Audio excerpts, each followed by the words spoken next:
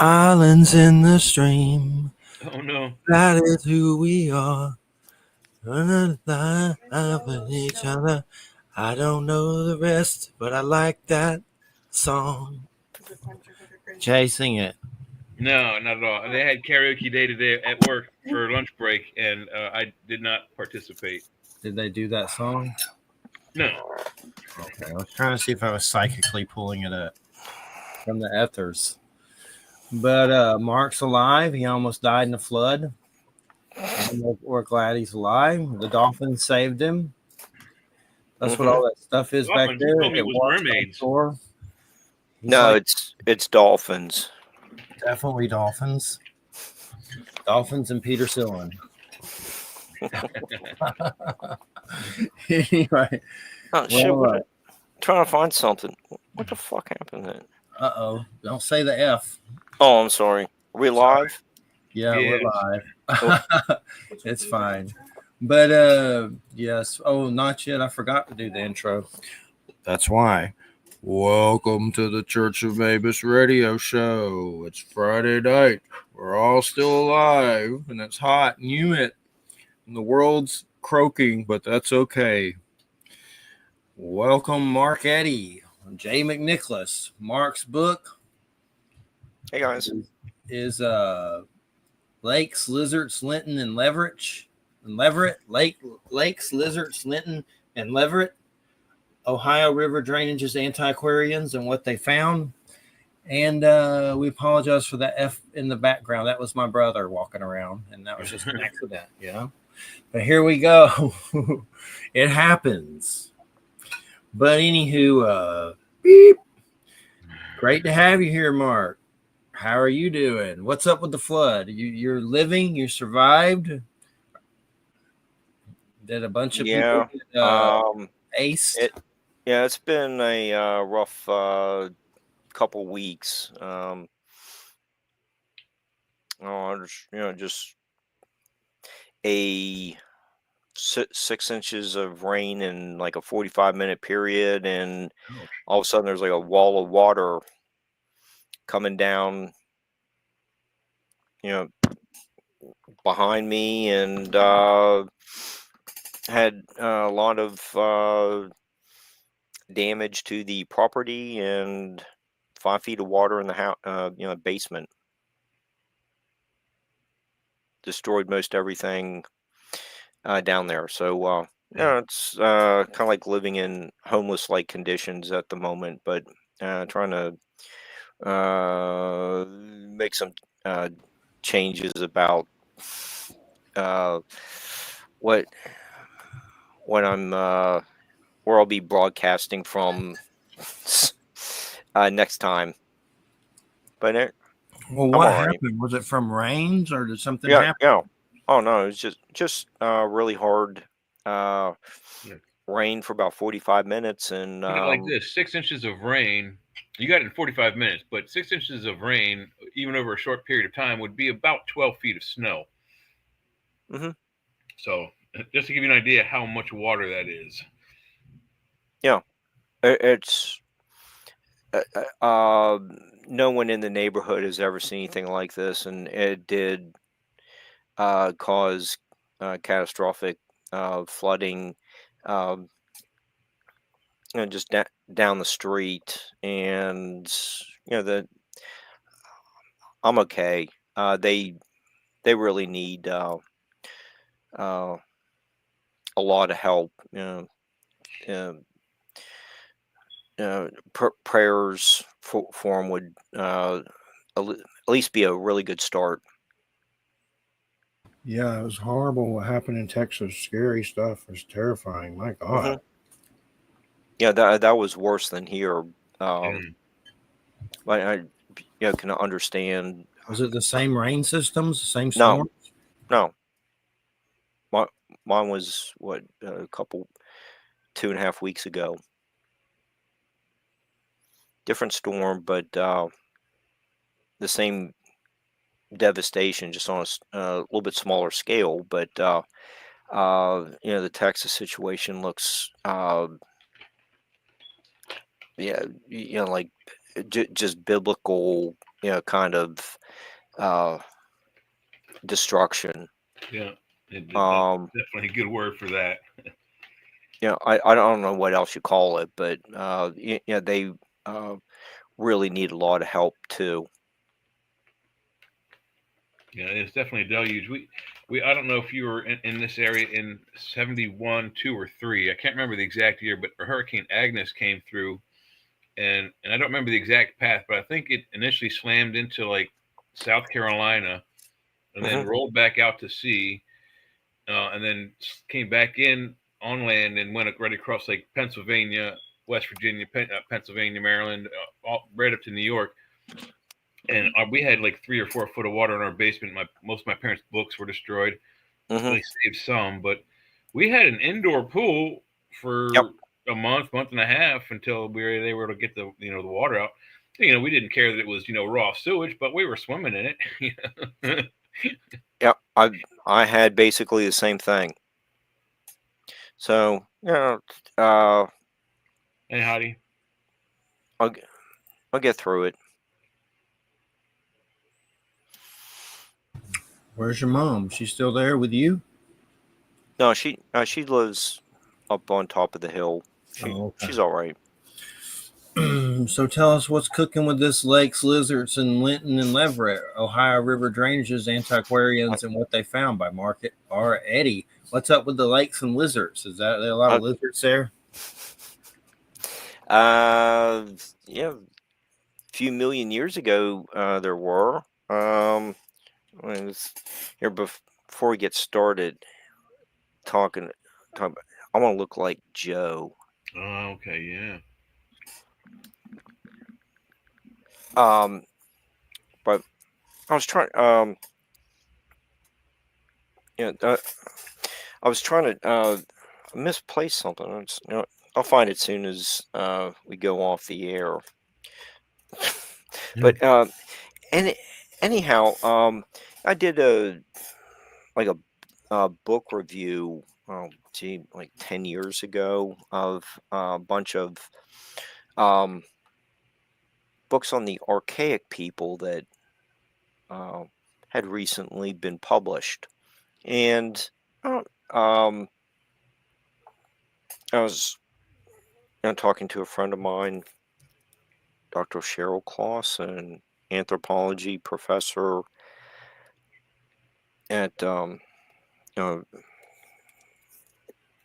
Appalachian State University, and um, I was asking a couple questions about what I'm doing like 4 reviews. I want to keep it short. What are a couple main points that you want me to bring out and you know, make people aware of your really interesting um, publication, and so kick around some ideas.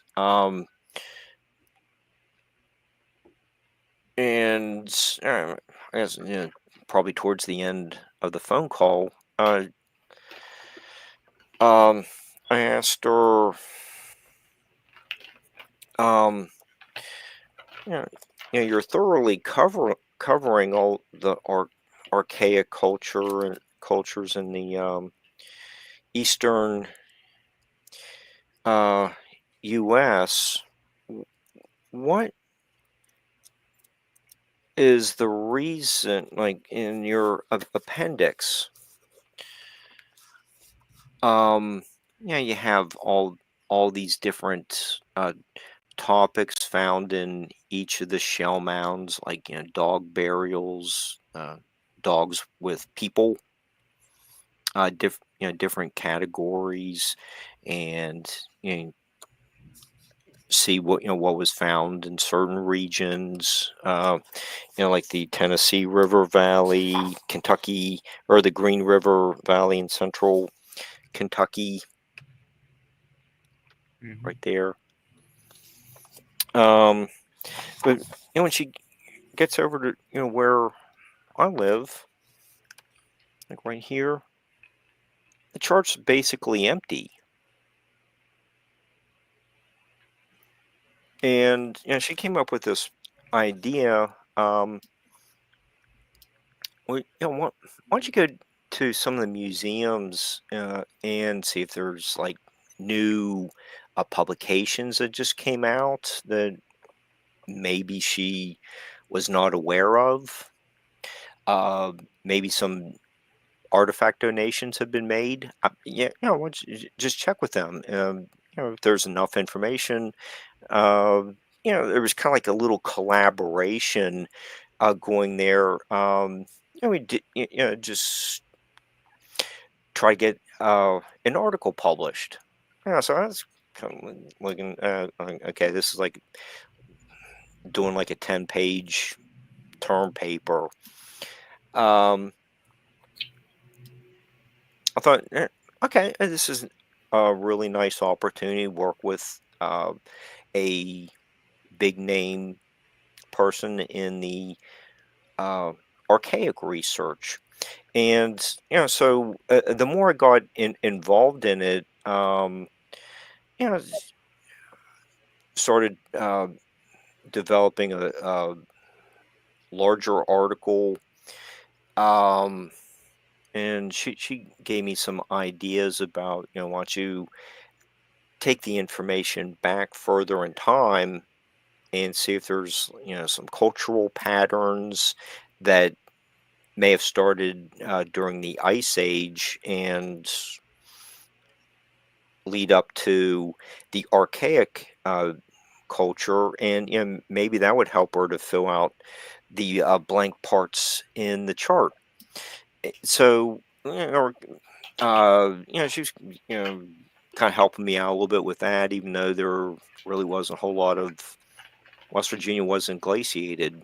So I was like, it's, like some pretty cool stuff that going on. I didn't know a whole lot about it, and um, that's going to be, it's like parts 2 and 3. Hopefully they'll be out soon. Then, the more I started thinking about some things, what were some of the geological factors that may have contributed to some of the Ice Age information that I have to deal with? So that, going even further back in time became the nucleus for lakes, lizards, Linton, and Leverett. And you get into the inland sea and the salt deposits that it left, and Salt Lake City, for example. it'd be something like that, but just in like the Cleveland down to the Ohio River area. Mhm. But it's basically the same idea. Like, where is all the salt coming from in the Great Salt Lake, or why did the Ohio Valley have so many um, like salt, very productive salt wells? So, was there was an inland sea here at one time? Mhm. What were some of the, when was that? What were the creatures that were, swimming around? We're not talking like T-Rexes. We're talking more like aquatic animals. Plesiosaurus, and things of that nature. The mosasaur. Mosasaur, Things like that. Where it? Okay. What were them dinosaurs doing? What were them dinosaurs doing back then? Eating. Megalodon probably would have been one. Yeah, they were eating. See, you can do. See, there's one of them right there. That was found in the Cleveland area. It's Dunkleosaurus or something like that. Looks like a turtle. Oh, it was like a 30-foot long fish. Dang, it looks like a walrus with armor on. Yeah, and you get the fangs. There, that's but that's A satanic mutant lobster. there were actually things like that found in the area too. So a lot of I better go back to that's get out of that screen. It's going to blur anytime I show a photo. But the inland sea was once it dried up, it left a lot of salt deposits. Go back to Jay's statement, and a lot of these guys in the 1830s were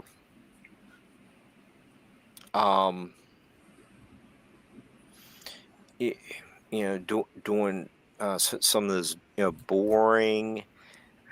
They're coming across salt, and like Dr. Hildreth, who wrote a lot of works on Native American, the very early Native Americans. He's buried in the Mound Cemetery in Marietta, Ohio. He did a lot of work on the salt mines in the area. Is shipped to Paris and won all kinds of first place in the 1840s. Paris salt off or whatever it was called. But it was Paris salt off. I'm not sure what the exact name like of it was. Sounds like Paris bukkake. But it was things like these geological events that the early scientists were kind of figuring out. There's a much earlier history here than we thought. So and the salt was one example. I think a lot of the early geologists who happened to find fossils along stream beds or along cuts for the railroad track. I think it just seemed like they all started working together, collaborating. They're writing, exchanging books, talking with there were some meetings. It was actually really interesting in the 1870s. It was just really interesting to see how many of these guys were actually not competing. They're helping each other to understand the different time periods. This was all fairly new in America, so that became an interesting story. I have some short biographies of I would say pioneering researchers. I think a lot of them were employed or somehow had connections to the fossil fuel industry.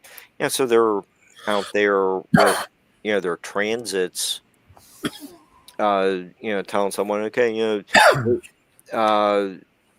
move over a little to your left, okay, and this might be about the end of the coal seam, and so they're out there with their gadgets, getting things understood for the companies, where they're going to be um, excavating. Well, once some of the coal was removed, they start finding more um, animals. And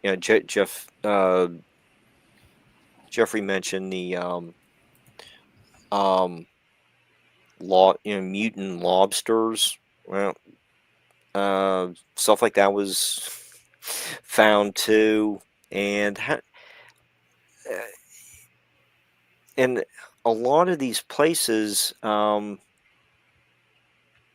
you're kind of thinking like these inland seas. Like, how do you figure that out? There's, Jay knows, valleys like this. Where do you get the ocean? How's this figure into? Well, Where's the nearest body of, you know, there are there are two working theories. The main theory that we were taught in school was volcanic activity while the planet was forming created not only the bulk of the gaseous atmosphere, but at least a good bit of the actual water on the planet. The other theory is Velikovsky's, which is the one that created kind of a controversy back in the 50s when he wrote it. But part of his theory is now the lead theory is how we acquired the moon. But his theory basically assumes that Venus is from another solar system because it rotates clockwise, whereas everything else, our sun and all the planets and moons, except our moon, they all rotate counterclockwise. Venus rotates the other way. So he proposes that Venus came through the outer planets, collided with or came very near the fifth planet, creating the asteroid belt, uh, skimming very, very close again to Mars, the fourth planet out, creating the large electrical gouge that we see, the big canyon on Mars. And then with the velocity and a larger gravity, being it's bigger than Mars, it swiped off Mars' atmosphere and water, which instantly froze when it hit outer space, but so therefore became a comet and followed Venus to where the ice and atmosphere of Mars collided on Earth. That is Velikovsky's theory of how we acquired our ocean and our atmosphere too, and part of our metal core. Okay, cool. I'm not disputing We don't know the history is so far, but something ripped through. It's as good as any. Make up whatever story you want. Something came through our solar system, destroyed the fifth planet, destroyed the fourth planet, kicked the poop out of Earth, knocking it sideways, and allegedly depositing a moon on it, and then either it stayed and became Venus or it zapped on through to another solar system. well, We don't know. well, maybe something like that explains why maybe the ocean's drained. I don't know. Some of the uplifting that happened. You go from like a relatively level ocean floor to now. Explains a worldwide flood written in Yeah, every culture on every side yeah, of the planet. yeah. So what's going on there? You get after the seas dry up. You get sediment deposits, and just kind of we know a few locations where these marine animals were found, like the fish head I just showed you, Dr. White. Um, um, oh, okay, got the right book. Dr. I.C. White from WVU's Natural History and Geology Department. in the like 1870s to 1920s. He wrote a lot about these marine animals found in the coal mines. And, he's another person working in the fossil fuel industry, and I was able to, you know, a local museum was very helpful in telling me about where this stuff was located in the Beaver County, Pennsylvania area, and I was there, and and what? Wait, hang on a second. I'm gonna find it in a second. But yeah, you go there, and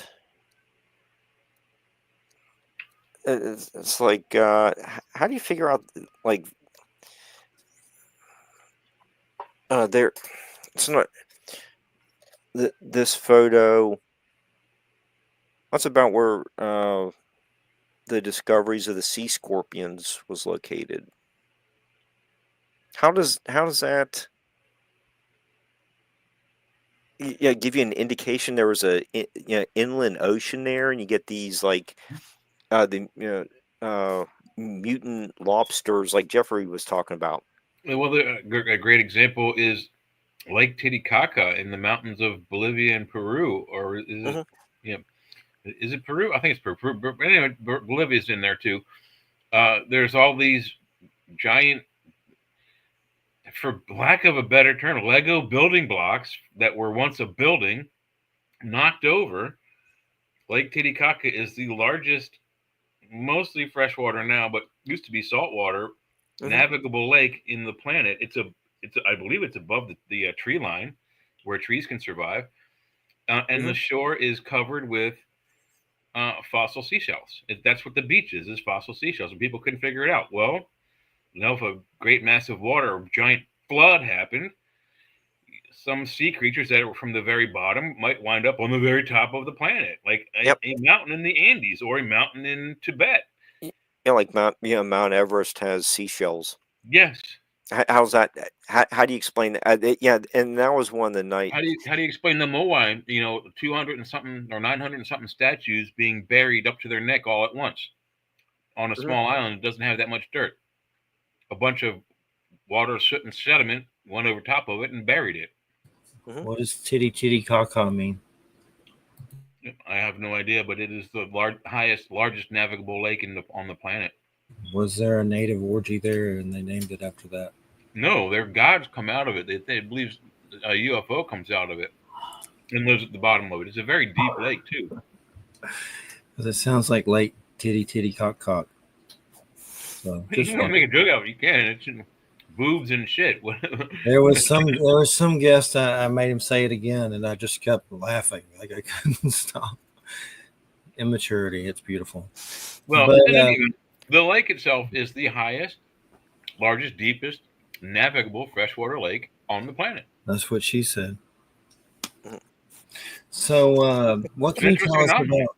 What can you tell us about the Native American presence there? And is there a lot of rock art and stuff like that too, like archaeological like drawings and stuff? Oh yeah, yeah, yeah, yeah. You got well, there's you get some of the shell mounds from that are documented. Cheryl's book. Those are probably say about 2500 BC, maybe a little earlier. Um, and pro- like the petroglyphs that you mentioned, most are saying just due to their condition.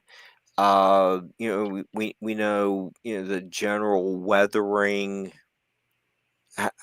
and how it impacts petroglyphs. Maybe they're like 400 or 500 years old. It's not uh, super ancient. So you're talking about a huge time span. And, it's in like the last quarter of the book or so. It's look at a, a lot of these events that um, still pose some mysteries. How much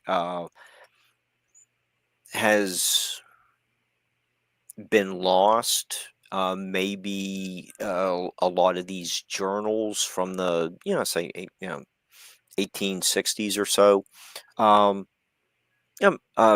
might tell you that there's a cluster of mounds on this hill, or they show up on uh, county assessor maps, that kind of thing. Uh, we know they're gone now. How much of our history has been lost? Some petroglyphs have been submerged because of the modern lock and dam system. Yeah, I know there's some um, artifacts that were being transported from down the Ohio River, and the boat capsized near Pittsburgh. Um, what? How much of the fossil contents were lost? Maybe they were found, and could they be the only samples of certain animals? But would that give us a different interpretation of their range? So there's a number of things it's kind of looking at and trying to present information about things we don't know. How and as the series goes on, I'm going to try to answer some of those questions. Uh, like some of the river valleys were maybe 300 feet deeper than they are today, and they've just filled in with about 300 feet of glacial outwash. I thought that was really staggering. You get some of these. Jay would be familiar with bridges going across some of the lakes, Mm-hmm. or the rivers, and um, the what Dr. White even in I think it was in Frank, might have been Newberry, who wrote about some of the we aren't sure exactly what the piers of the railroad bridges are built on. Like they really couldn't find the bottom. It was that much glacial outwash. I just thought that was a really fascinating subject. Well, and I don't know if you've heard any of some of the latest. I think they're astounding discoveries. I don't know why they're not like on like the front of the news instead of Trump, but they recently. Let's go back a few years. I don't know exactly, but before COVID, they found in Siberia. I don't know how big of a herd, but an entire herd of various aged, full-sized mastodons, hair and everything. hmm They were flash frozen during the Ice Age hmm and preserved to the point where there are places in the Siberian Kush that you can go to these restaurants and you can order a mastodon steak. The meat is still fresh and approved and edible. People are eating it.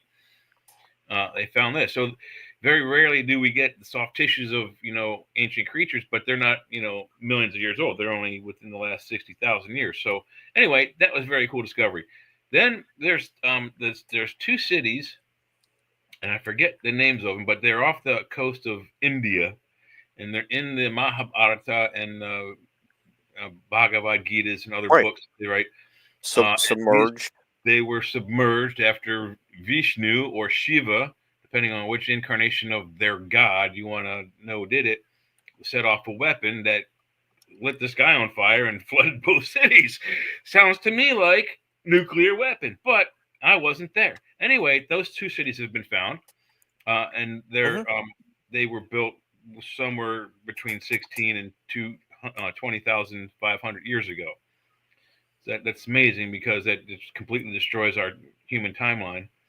Uh, I have one on my Facebook page of they recently found a puppy, also in the Siberian area, Hmm. obviously flash frozen, but of a species that's like before domestication, not quite fully feral anymore, but somewhere in between. And it also survived with fur intact, soft Hmm. tissues, and its teeth. And it looks almost kind of like a German Shepherd puppy, to be honest with you. It, So it, it, um, I think. a 20,000-year-old domesticated puppy really sets our timeline back about 16,000 more years. No, it's just a really fascinating subject. I've heard. I don't want to get up and look for more stuff during the middle of the show, Hmm.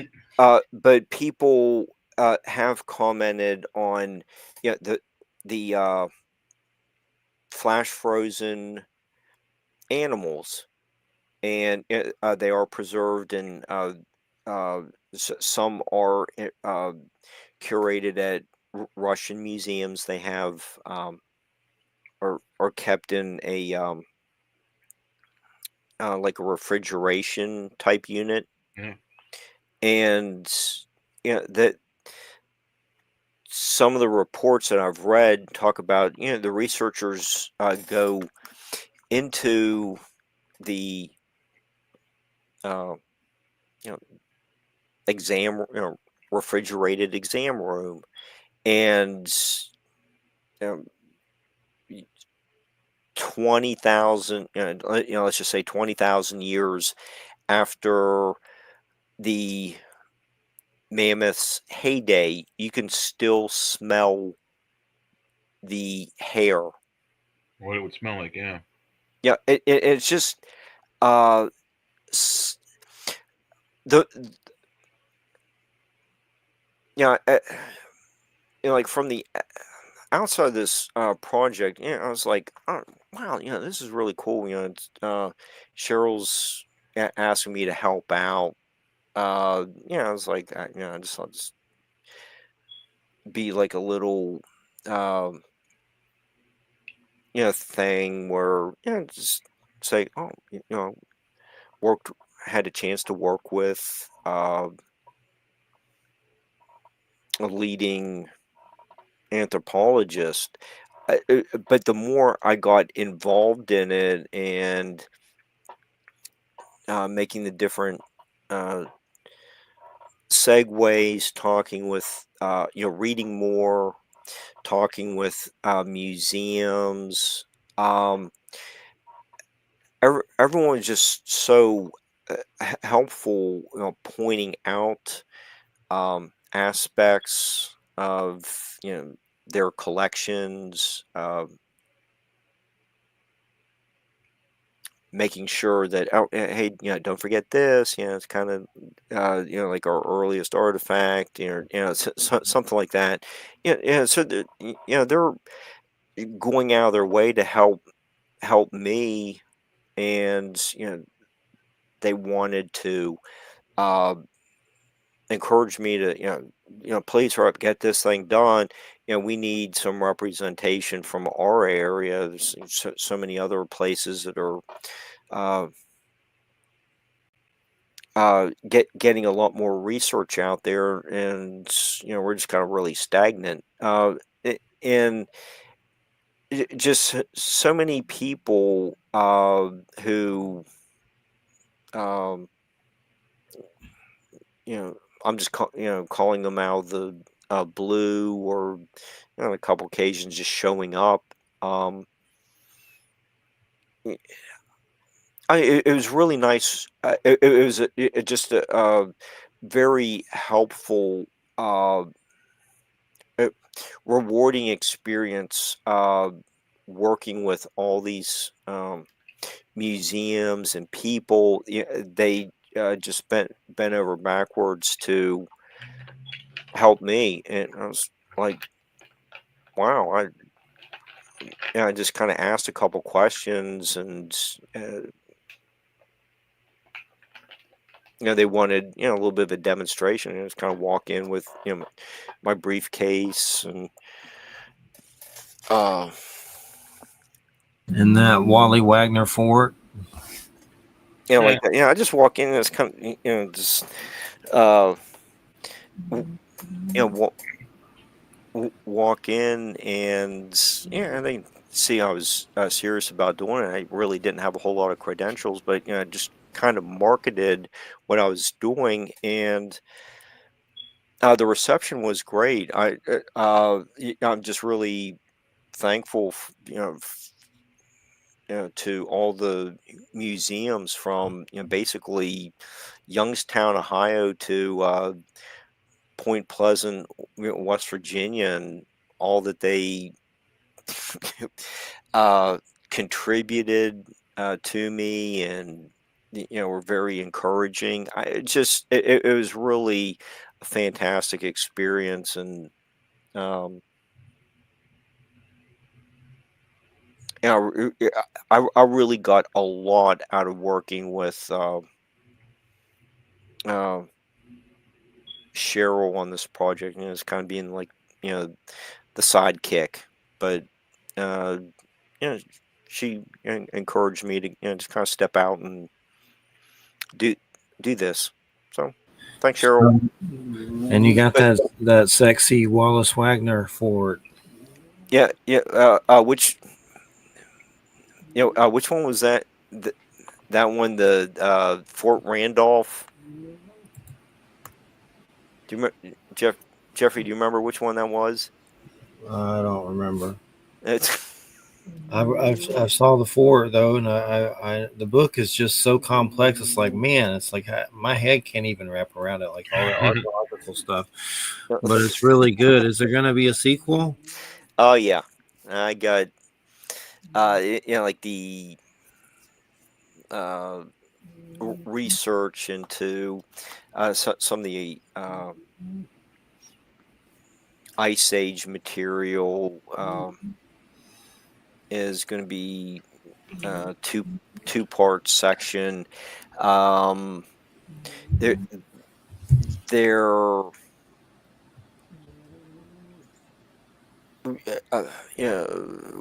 working with the Ohio River uh, Island National Refuge. Yeah, Michael was really helpful in pointing out a couple things to me, about flooding, and uh, where to get some examples of um, how flooding shapes an area. The erosion.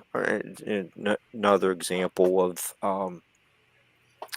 another very helpful museum, and so he I was letting me go through some files, and I came across some other um, information, totally unrelated. Actually, approaching only about 100-year-old story on like a possible crime scene um, invest investigation that I might do somewhere down the road. So this whole experience just kind of really opened up a lot of doors to other possibilities. And I think about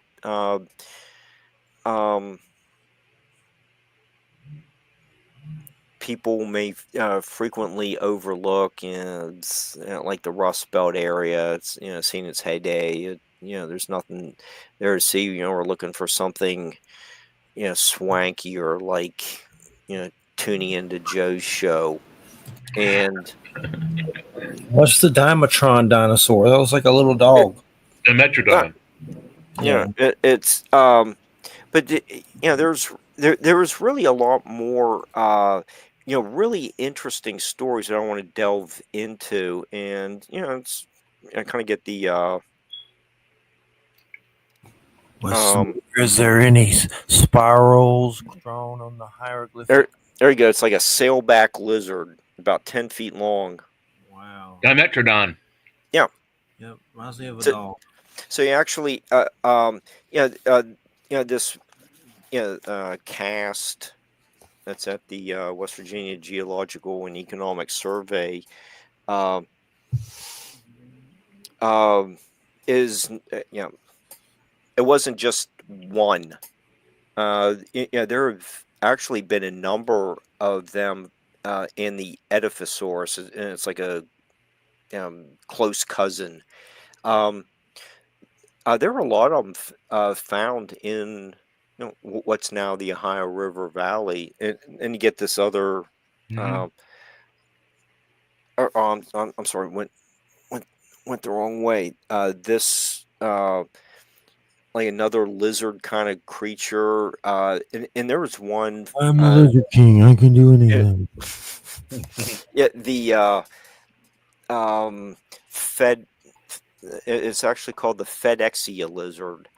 It was found on FedEx property in the north of Pittsburgh. There's also, I don't know which museums you were working with, but I was wondering if you did work with the Smithsonian. Did you get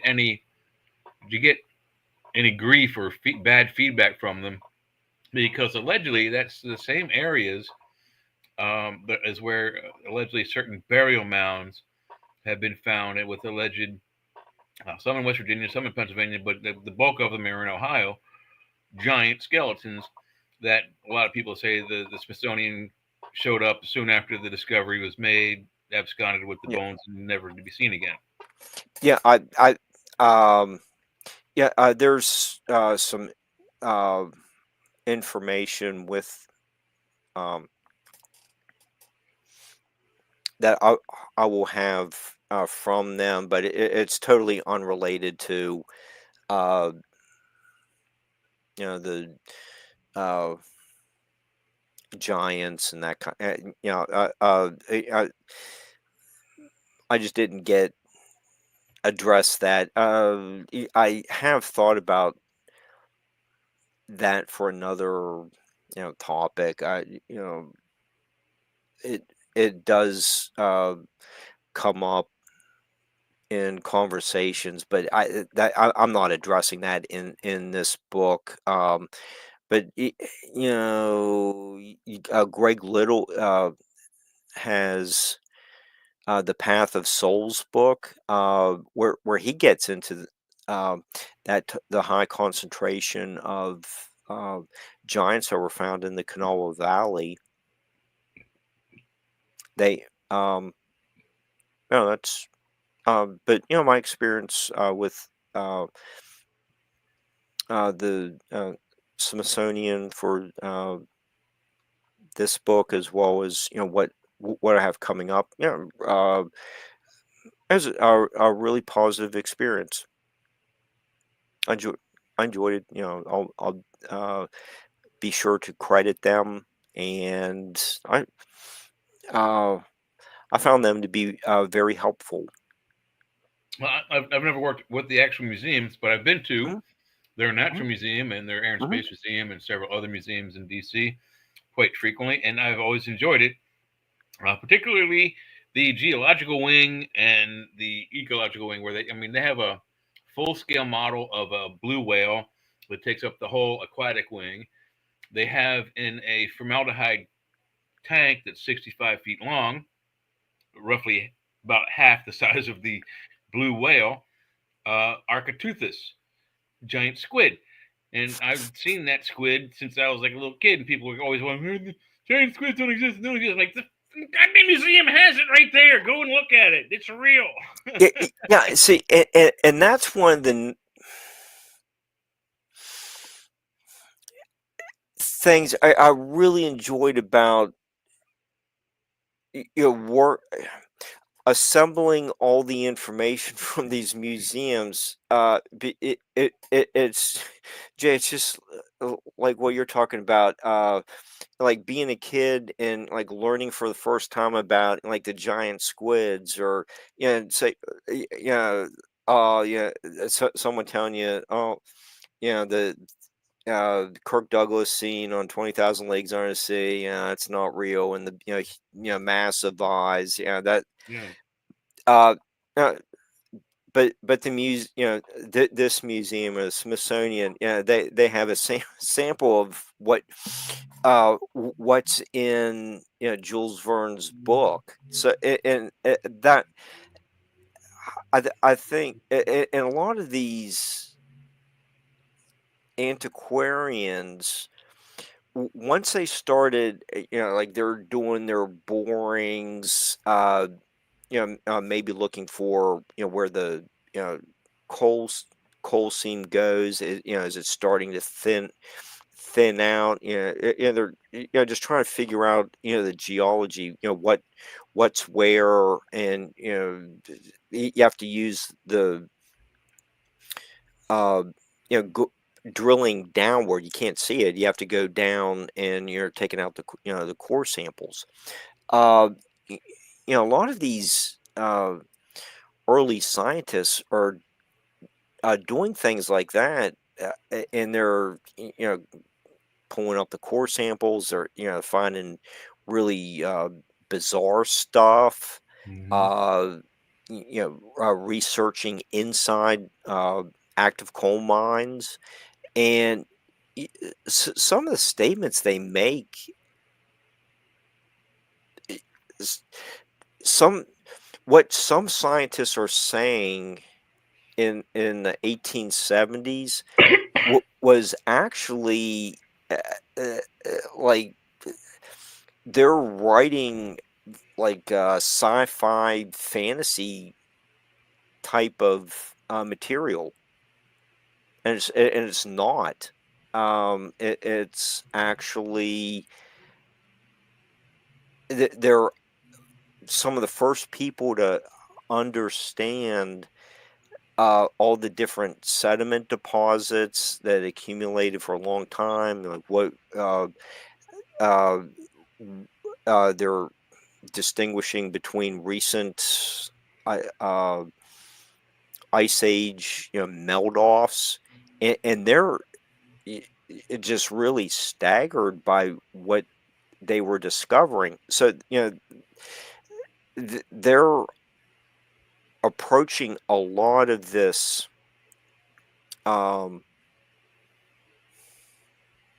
history from starting say around 10,000 years ago and going backwards. They're almost like kids excited about seeing like the giant squid at the museum. That's the tone that their writings have, and I think that's one of the neat things about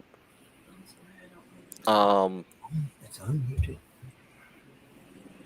Hey, what about those sharks?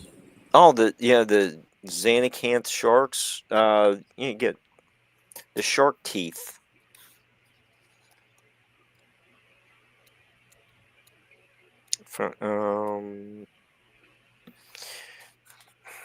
Doesn't come out. Kind of comes out right there. See? Yeah. There's about 10. They're about 10-foot long sharks, and they were found in what would become. Wait. The shark was 10 foot, or the tooth is 10 foot wide? The shark. Okay, good. Jesus, the 10 foot D- wide tooth. He No, no, wouldn't even need to chew any of us. He could swallow us whole.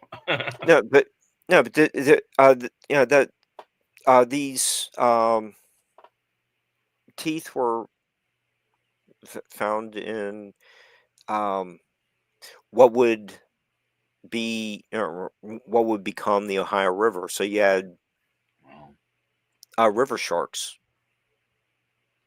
Well, And if the river was an ocean, then it would be, yeah. It's like so I'm covering in this book, the inland sea, and then you get the swamps.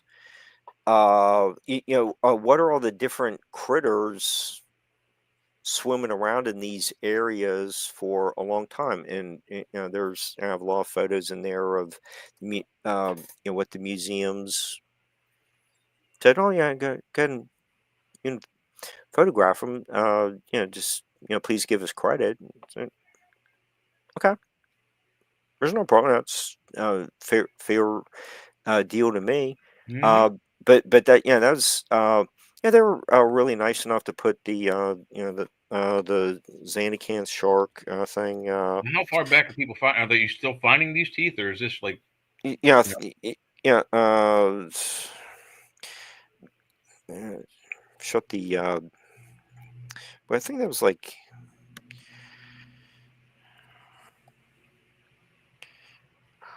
I'm not sure when. I think Dr. Newberry wrote about him in the 1870s, but uh, yeah, that's in 1958 is when the like little card was written to go with the tooth. so you So can probably still find them if you go to the right place. yeah, Cool. yeah. And there are books like Dr. Newberry's book. It has multiple paleo animal books. Here you get like this. Just have it open up. You get like these drawings of the animals' skulls that he found in the hmm different coal mines. Yeah, if you Uh, ever talk to people who work in coal mines, they'll tell you some scary stuff they pull out of the earth. yeah, yeah. And you get the drawings of different plants. hmm Yeah, I didn't think it was necessary to write. I do believe I read somewhere recently, months ago, not too long ago, less than a year, that they were able to successfully bring back a Oh, formerly, the dire extinct wolf. dinosaur plant. Oh, No, okay. not the wolf. Yeah, well, the dire wolf too. Yes, but no, also there's a plant they said they brought back, an extinct type of botany from probably around the time of the dire wolf, I would imagine. Okay. Well, yeah, there. Um, that's here. I do have a sample. Here's this is actually the No, I can't find it. There it is. That's the cover of the book right above my finger. That's the fossil I found. Cool. That's what's on the cover, and then um, I don't know what it's like some kind of fern. I'm not sure which type. Then there's you know fern out of mom's garden Yeah. next to it, so you get kind of like the old uh the old fern pointing to the new one. Was there some kind of um evolution of this type of fern? I don't know, just throwing out some possibilities there. Did some of these plants not change too much? It was really just a lot of fun looking at this kind of information, well, seeing what others wrote about this, how they presented it, what they were finding. It's not, got a lot of photos in there, so it's not like excessive reading. I don't get too sciencey. Um, Science is fun, though. We all excel at it. So it was just the whole thing was a very rewarding experience. And and I'm also talking or writing a lot about the area that I'm sure most of tonight's viewers are familiar with, except for Heidi, since she's only 29. But as when we were growing up, uh, you'd see the Stillers on Monday Night Football, and the Goodyear blimp is flying over Three River Stadium. And Howard Cosell would talk about, coming out of the northern part of, or the top of your screen is the Allegheny River, and coming up from the bottom is the Monongahela River, and going off to the left side of your screen is the Ohio River. So that's I'm sure most of tonight's viewers would remember those kind of comments from Monday Night Football. That's basically the area I'm writing about. Now, if I can just get Sean to invite me on his show to talk more about Yinzerville.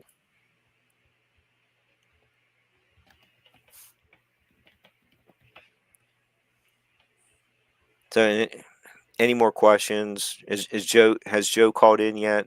No, I was just sending a message back to Sean. He was wondering if we were doing news on the flip side after this, and I was telling him yes, and I hadn't spoken to Joe yet, so we don't know where Joe is. Okay. Well, I just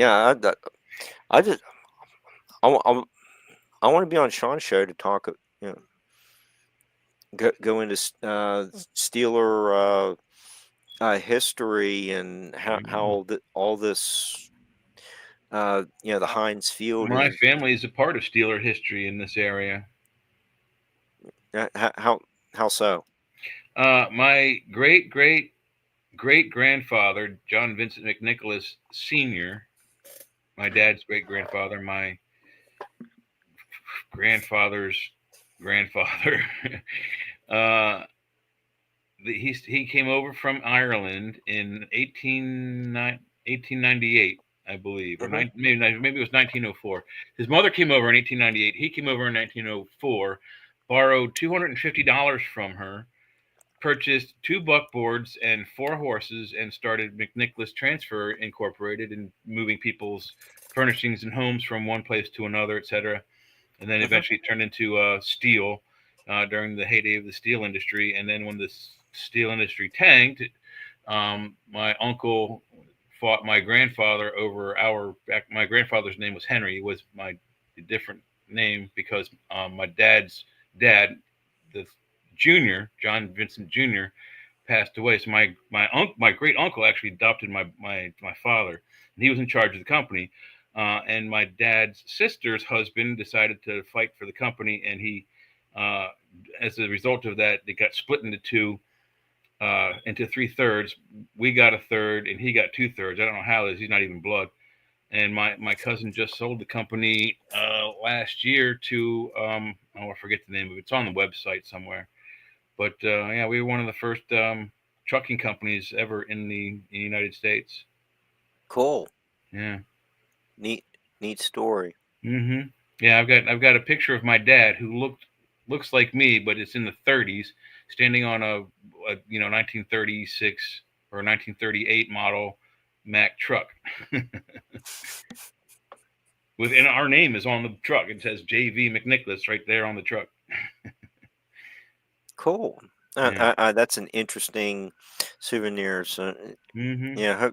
yeah, hopefully, Joe will be chiming in soon, saying that this was like the greatest show on UPRN since the Dolphin Show. Sometimes he pops in, sometimes he doesn't. Yeah, that would be cool if he did that, though. But yeah, a lot. What I wrote about, it is mainly the what is it, like greater Pittsburgh area. So it was just a lot of fun getting to know the area even more. In I always liked the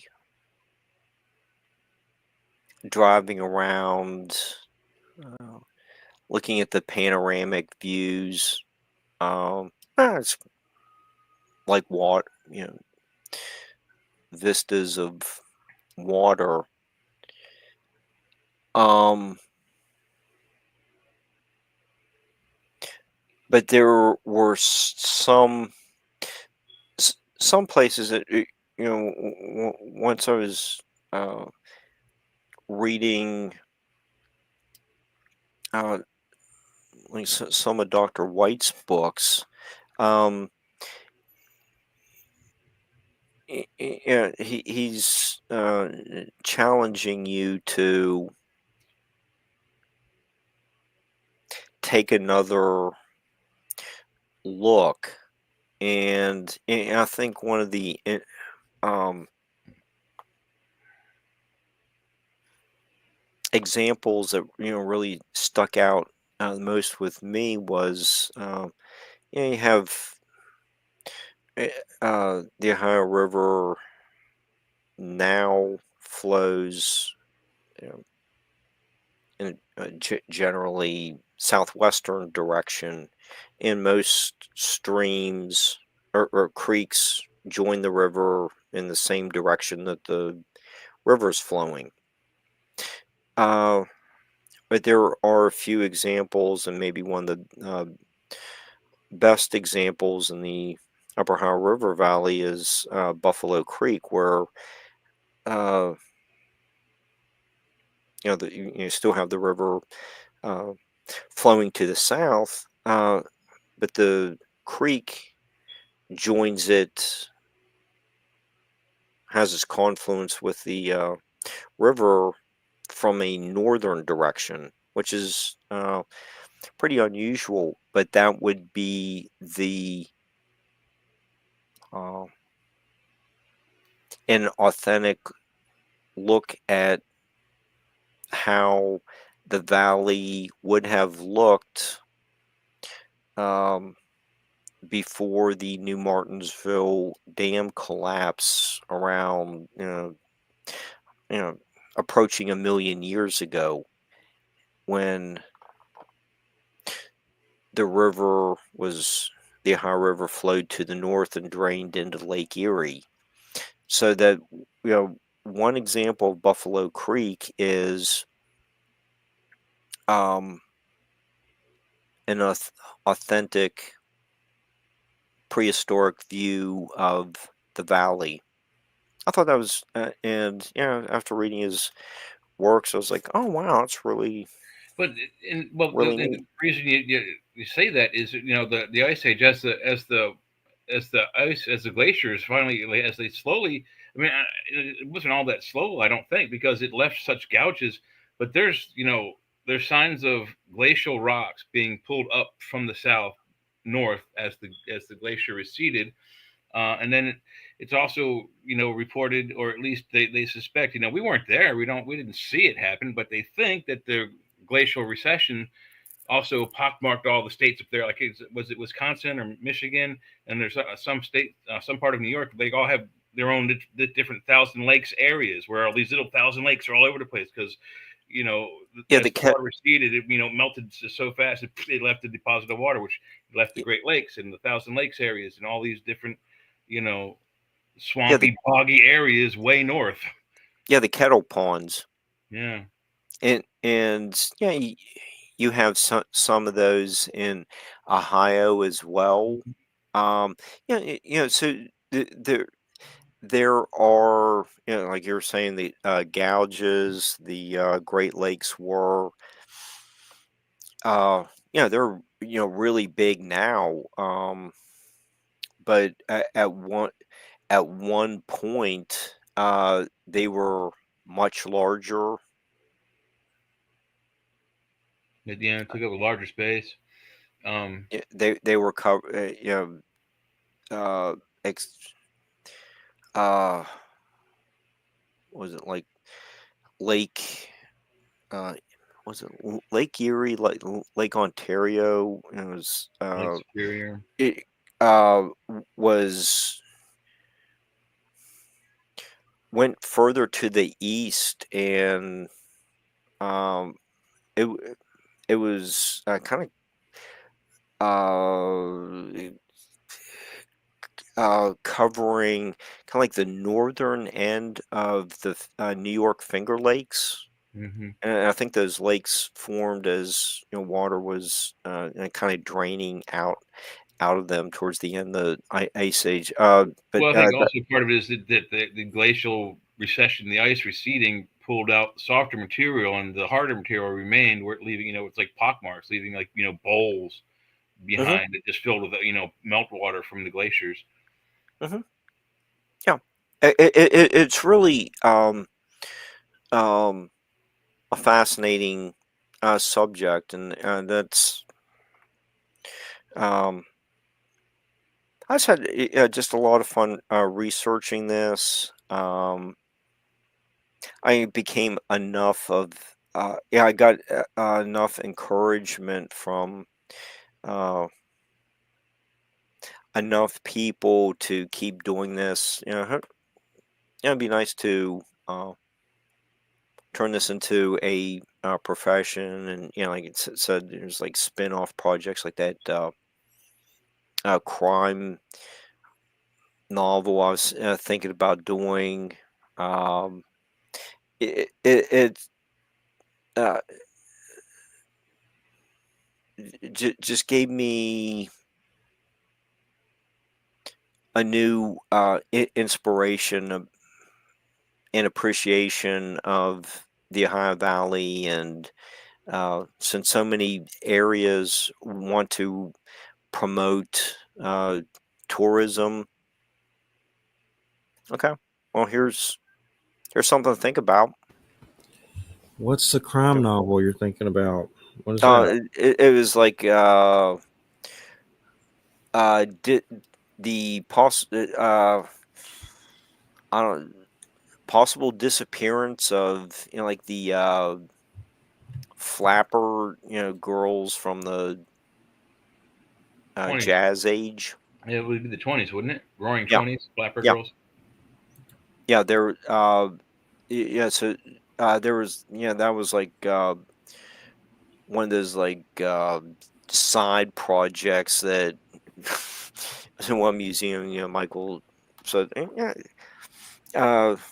you got this story, happened, on an island down the river. And it was, so the more we started talking about it, let me read, one of the files. It was like, ooh, this might be another, writing project. So, just, uh, I just really enjoyed having the opportunity to learn more about my area. It's not like I, didn't know much about it. It was going a little deeper that um, made it more exciting, fun to write about. With all the shows, uh, done on the podcasts, and Joe gave me my first break. Gee, what was it? 15 years ago. Starting off with when Jeffrey was following you know Gia's show. Yeah, I think all these just working with so many different hosts and listening to other podcasts, and it's really helped me to become a more observant person, get more ideas, listen to talk with different authors on their ways of presenting information. So podcasts aren't all about uh, dolphins and UFOs. It's there's just a lot more to what so many of these hosts do discuss, and you know, I think the podcasts are more of the new wave of media. Yeah. There's so many different ways to go. That's what lately I've done a lot of comic book creator interviews. In those interviews, you can talk about movies, TV shows, comic books, and then you even ask paranormal. And next thing you know, they got one guy had a crazy paranormal story. Robert Geronimo, who does this comic that's kind of like Lord of the Rings on acid and meaner, but it's called Blood Realm. Anyway, he woke up. Something happened where he was sleeping and he woke up and there was a Victorian lady standing in his room staring at him, a ghost. And he was so afraid he couldn't even look her in the eyes because he's afraid she'd like take his soul. But like this normal dude that kind of reminded me of Adam Sandler or something, just off the cuff asked him if he's had a paranormal encounter, and that was the only one he's ever had. And it's basically him waking up to a Victorian lady staring him down in his bedroom. So it just gets crazy. That was a crazy one. Pretty scary though. Was that last week's guest? He's about a month or so back. Okay. Yeah. I remember the name sounded very familiar. But it's interesting. We were looking at the Fukushima UFO sightings. And there's a show called Encounters on Netflix. And if you watch the 4th episode, it's about the Fukushima UFO sightings. And as those people were dying, these UFOs appeared, and they were like these balls of light moving around and merging into one, and then they vanished. Well, my first thought was those are spirits of the dead.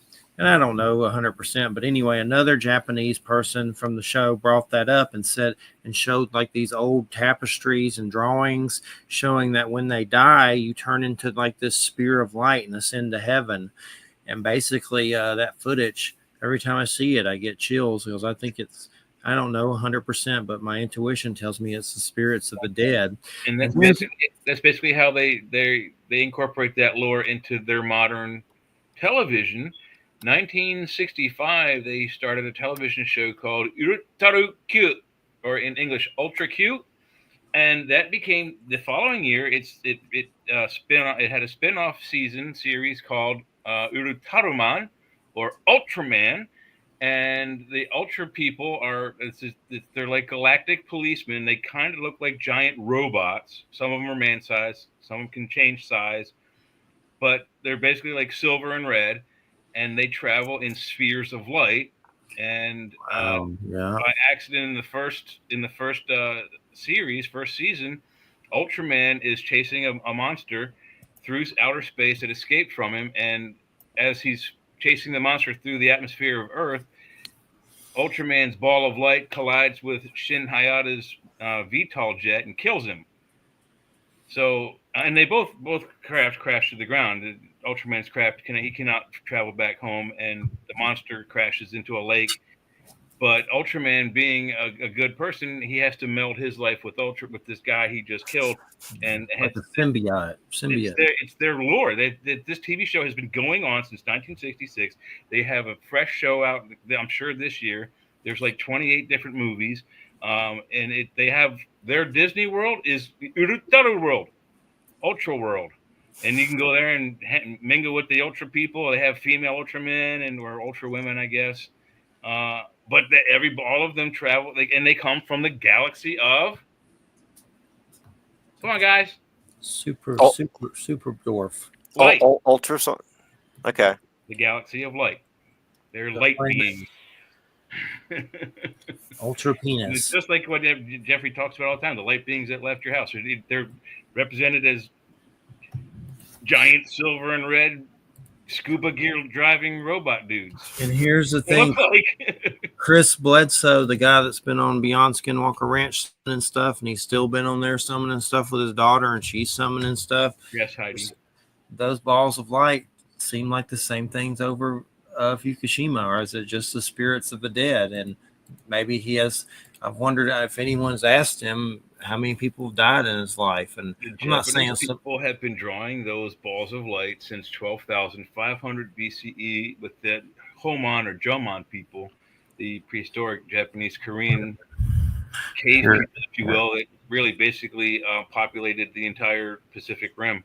Here's what I think. Their genetic code goes all the way across North, South, Central America, Polynesia, Hawaii, South, Central Asia, and India and Pakistan. And we're these ball of light teabag aliens in these bodies, and when you croak, you're a ball of light. You're like a little sperm light that flies around like a tadpole. And maybe you can be a humanoid. I hope you can at least have a humanoid shape. But for some reason, we're weird light being aliens trapped in these flesh cocoons. I think it's some kind of punishment. It seems like it. Some people think that, yeah. Some think it's a punishment. Some people think it's being in these bodies is a manner of school or teaching or being interstellar criminal 43844 sentenced to Earth for 40 aeons for crimes against intergalactic beings. That could definitely be it. That's it. Yeah. Are we being punished for Wham not being here? Yes. It might be. Yeah. Yeah. It's I just met Miss Whamalicious. Whammy-matic. But we need some Halloween guests. Always looking for a good Vlad the Impaler guest. Those are hard to come by. Impaler guests. Yeah, it's might be a little. It's not the easiest, is it? You call up the Romanian embassy. Maybe they got somebody they can. We've had a dude on with an eye patch, Victor Foya, but he's from Romania. I remember that. He was cool. Yeah, he'd probably come on again if I asked him, but he finished his book, so he may not want to talk about that anymore. But maybe he does. Who knows? Then the Friday's on October 31st, so I probably ain't even going to do a show then, if that's Halloween. Oh, that's almost like Christmas for you, Jeffrey. No, right? I'm doing no freaking show on Halloween. Ugh. First off, it'll be hard to get a guest. Yeah, probably. It might be. Yeah, it is. The kind of people, the folks I know, they doing stuff on Halloween. We did have for 6 years running, Nick Redfern as our regular big Halloween show guest. Yeah. Has he done any interviews at all lately? I don't know. We will try to see if we could find some news on him the other night. And the last thing that he did was in 2023, 2 years ago. Well, it's because of the dementia he has. He can't do it anymore, unfortunately. But there's also no news of his health or passing. None of that. Here's what I think. I mean, I think he's going through it, but they're kind of keeping it quiet on some weird level. Because the dude that told me was like a publicist that, I haven't seen anything else about it, but I trust this dude, and he knows because Nick writes books for them. So, but I think they're kind of keeping it under wraps, maybe. I don't think it's something they're nothing on the internet whatsoever.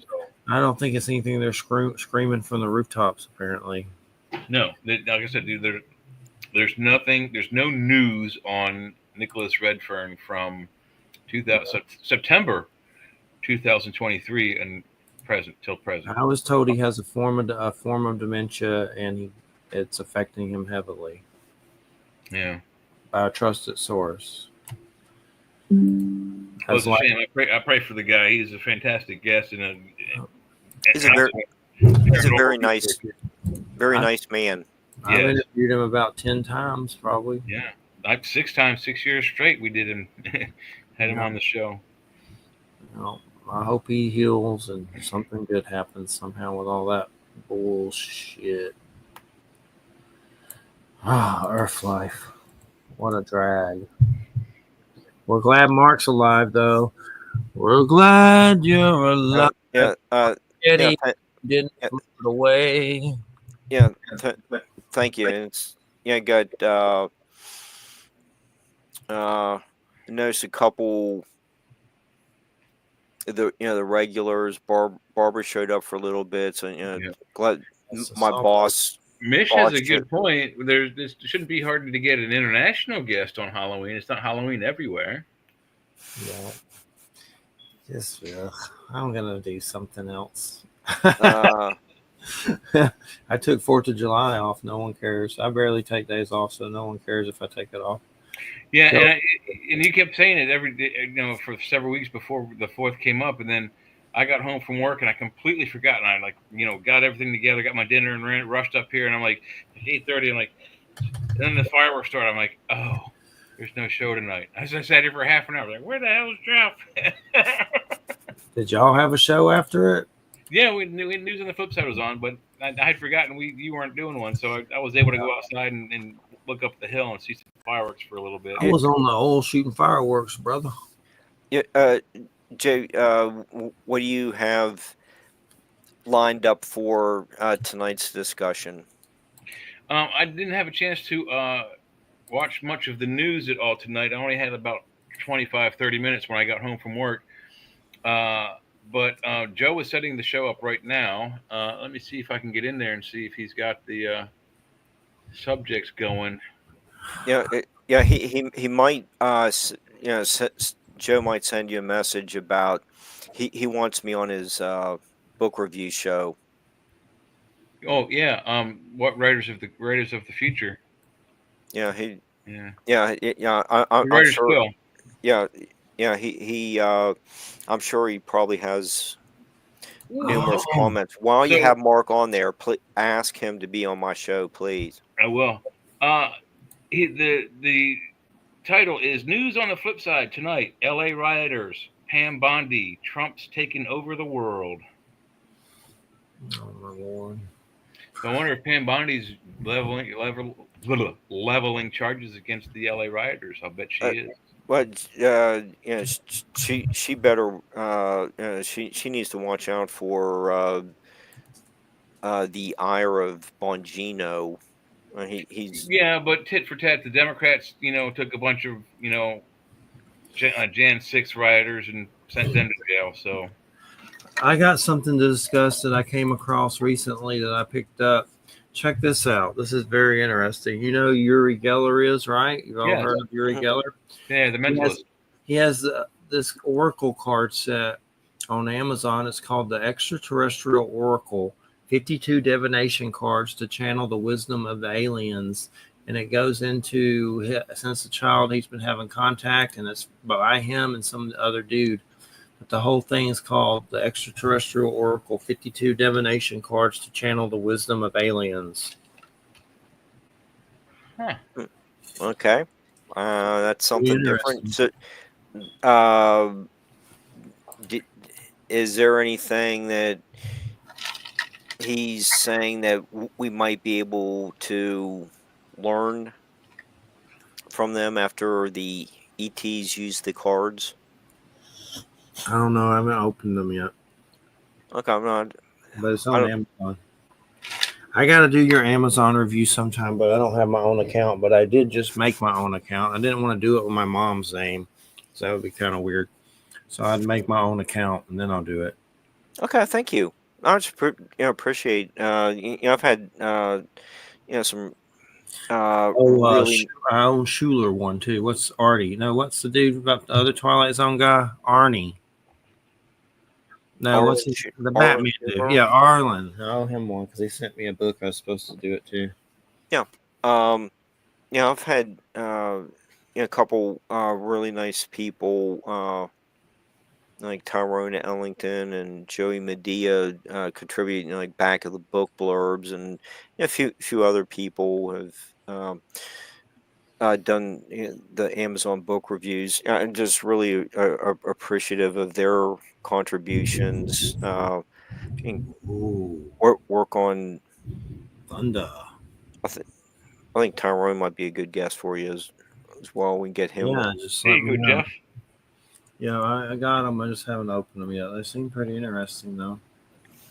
Yeah, like so. What do they do?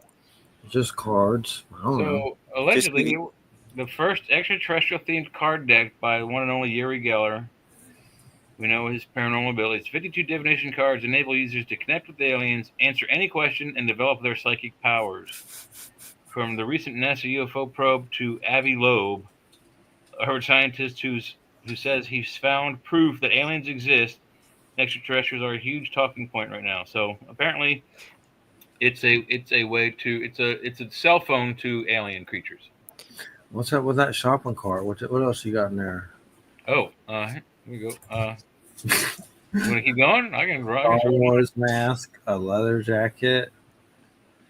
You're gonna add your yellow. Oh, okay, yeah, those are my shopping cart. Yeah, just looking at them. I might get that. There's a match the helmet behind me. What if there's like a big dildo right there or something? That'd be funny. No, it's not. That would be in my maybe my shopping cart. Not. what? Yeah, She's more than an adult enough. She needs that stuff. She knows where to get them. Yes. That's right. Yeah. Speaking of the what Jay read about the review of the cards and answer my question about how they can how they work, what information you can extract from the interaction with the alien. Have you encountered in your talks with abductees that some of their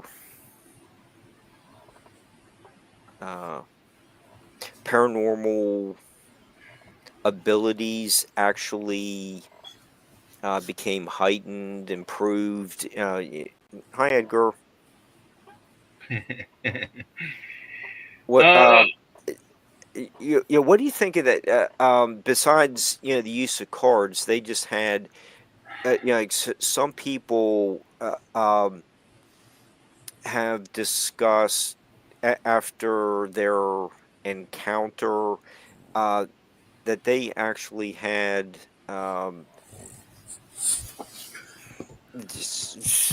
kind of like undeveloped talents actually become like a honed skill.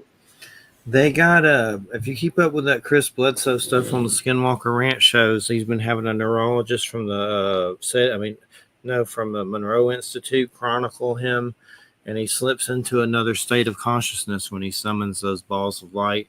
Even his daughter can do it too, and they studied her. They even put him in like a copper room, and he was supposed to signal every time he thought they were appearing, and he would signal with his hand and could not see, and they would appear over him in different places. And he was in this copper room, so no electromagnetic whatever could get in there.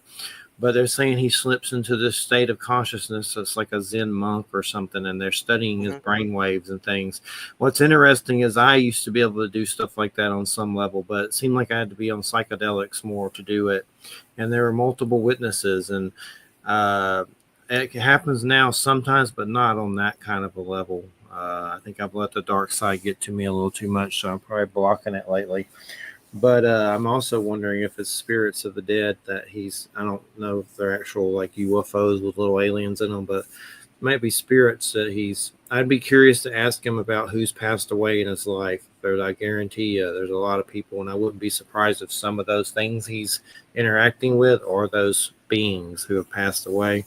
I'm not going to say all of it, but The weirdest thing about him is that book UFO of Gods on Amazon. Look it up, and it's got like 5 stars. It's a Christian book, and he's basically telling his life story, and other people are saying they can summon UFOs under it. And it's a weird blurb by Colonel John Alexander, like you can be one of us, or some weird blurb. I don't think that's the exact words, but it's kind of weird.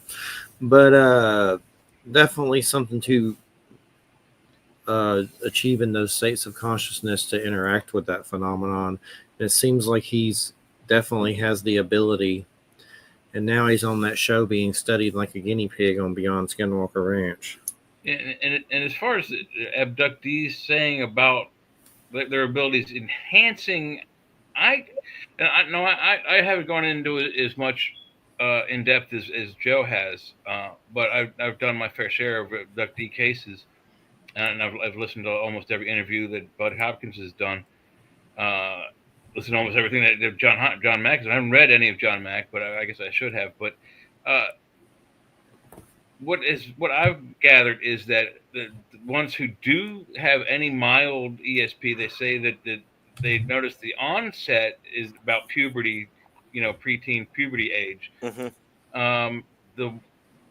The women who have lost pregnancies, I think those children are exhibiting those powers sooner. And I mean by sooner, like possibly even in the womb, or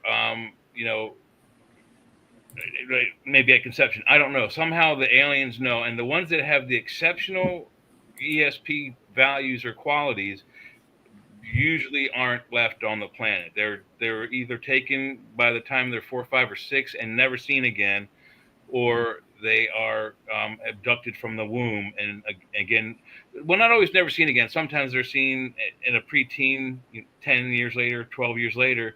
They're introduced back to the mother as a preteen adult hybrid child. But those are the ones with extreme telekinetic powers. The mild ones, they just mentioned around puberty getting them. So Joe probably have maybe a more enveloped answer on that. But that's what I have gathered, is that the exceptional ones we don't know about them because they're taken and never brought back to Earth. Well, we got about 8 minutes. Where's the best place to get your book at, Mark? Amazon, and Ken God's Word, from Dimension Fold Publishing. I'm not sure if he has it on his website. I think Ken did a terrific job of laying out the book, working with him, formatting the photos on the pages, coming up with the like art design, laying out the back of the book, contacting Tyrone and Joey for the back of the book blurbs. There's Ken's company and his logo. It was really nice working with Ken as well. His choices of Tyrone and Joey contributing. I think both of them are really good history, folklore type authors.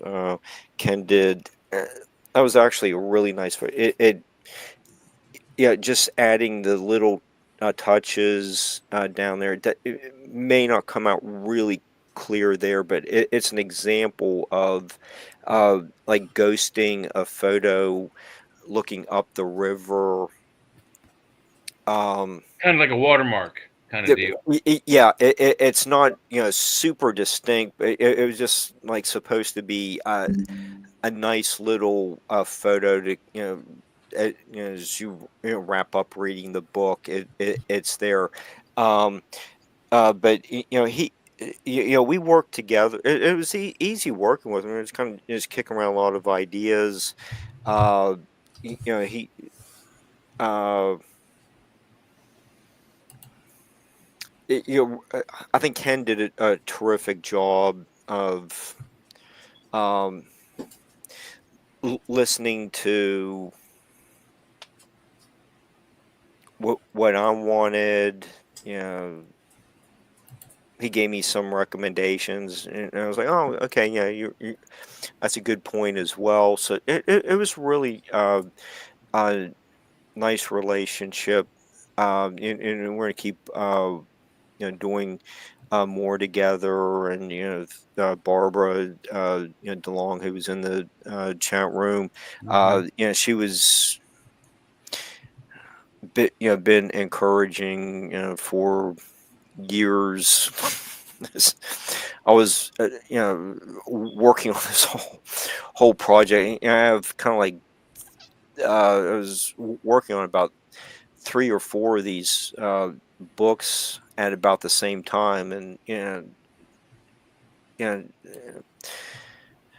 she was like a sounding board, and she continued to answer the phone, and it's like, I don't want to hear more about the mastodons. And I tell her, well, look, I have another question. What do you think of this? And she's like, not more mastodons. Mastodon. So, but like I said, just everyone who is involved. I, it, the couple hundred pages that I wrote on this is more of a team project for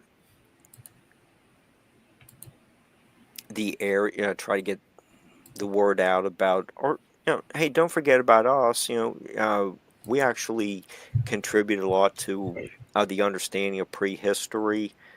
Um, maybe a lot of people who moved out of the area would find it of interest to see what has been, what people are saying about the area since they left. So it's uh, the few podcasts that I've done to, they wanted to get into, bring a new topic to their show. They've all been, very, very encouraging as well. And I just want to thank Jeffrey and Jay, Joe, Michelle, Heidi for doing all of her promotions. Everyone's just been terrific. It's been Did a very great job.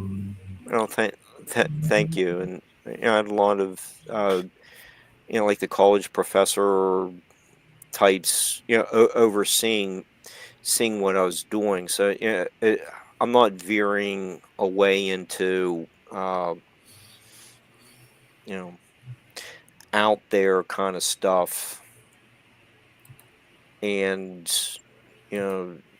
no references to